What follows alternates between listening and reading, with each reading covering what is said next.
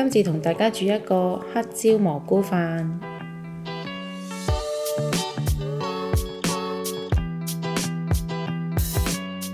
先煲好白飯，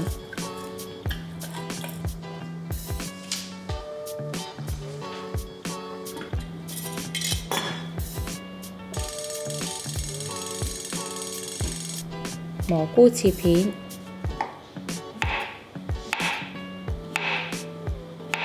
蒜頭切碎，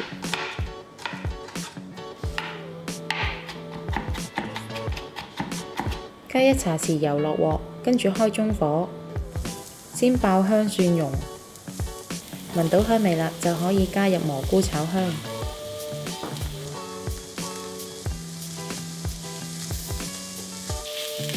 加鹽、料理酒，繼續炒到蘑菇有水分出，之後熄火，盛起蘑菇備用。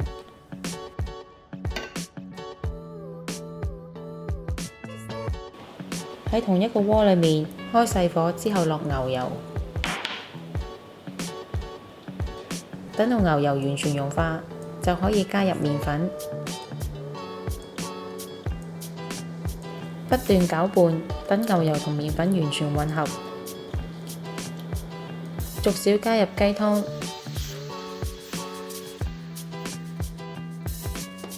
煮到佢開始結身啦，就可以加入之前炒香嘅蘑菇，再落少少老抽、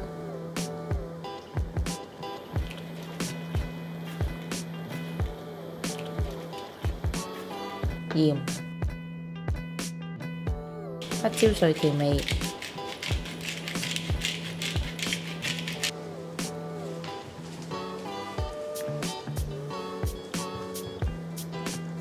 將蘑菇汁淋喺之前煮好嘅白飯就可以啦。